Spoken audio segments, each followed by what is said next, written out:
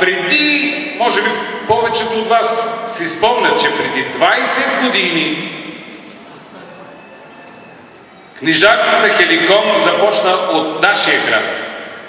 И сега кой би си помислил, че днес едни от най-големите книжарници в България са под това лого. Хеликон!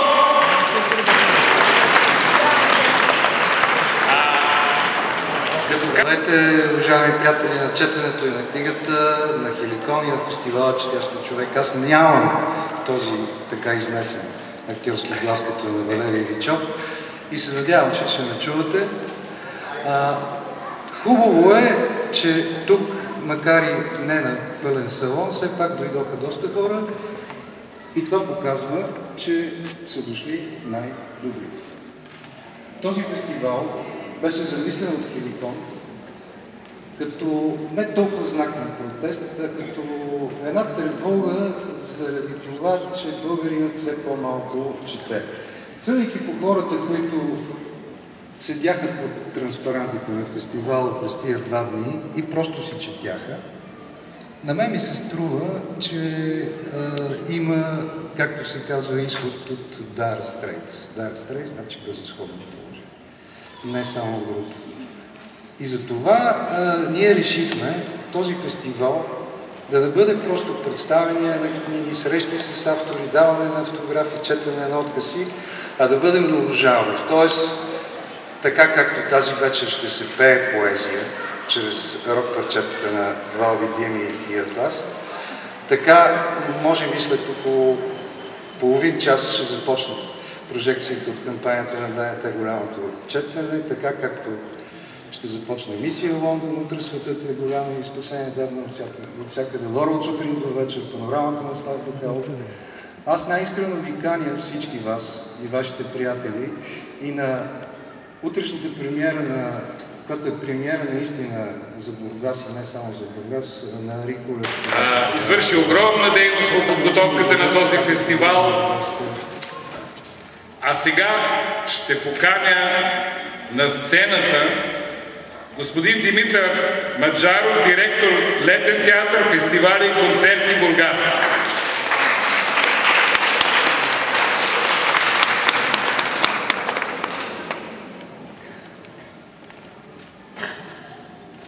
Добър вечер на всички. За мен е голямо удоволствие да отправя посланието на господин Димитър Николов към всички вас, до организаторите, участниците и гостите на фестивал Четящия човек.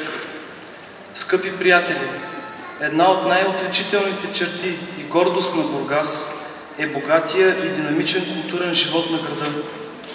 В Бургас изкуството се чувства у дома си.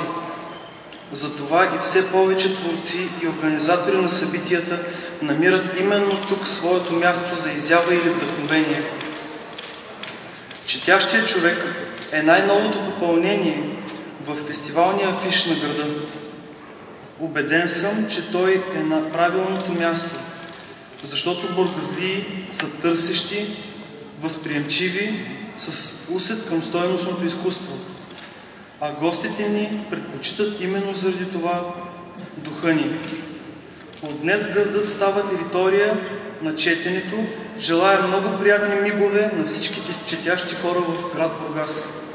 Специални благодарности на основния организатор на събитието, книжарници Хеликон, за това, че пазят духовността на Бургас и подкрепят културата във всичките й форми. На добър час на фестивала Четящия човек. И нека четящите хора в Бургас стават все повече. Димитър Николов, кмет на община Бургас. Човек, аз сутринта я видях. А тук ще помоля на сцената да дойде писателят Димитър Шумнали.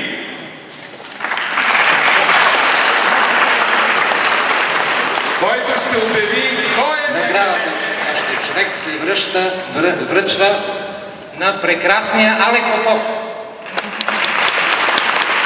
Алек Попов! Алек Попов. Това е новият кмет!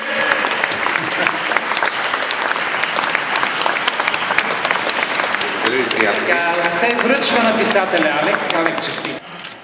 С книжарници Хеликон, които инициират този фестивал, ми свързва дълго приятелство. През всички тези години аз пишех книги, те продаваха моите книги. Някои от първите издания на мисия Лондон са минали, те са ги разпространили. Популярността на тази книга се дължи на тяхната професионална работа именно в тези най-трудни години. Поканиха ни с Дими специално заради това, че са преценили, че много от моите песни са написани по стихове на известни поети. Това ми беше и номер в живота. Започваме с една песен по стихове на Волен Николаев, който, за съжаление, вече не е между нас. Една от първите песни, които направих заедно с група Щуците.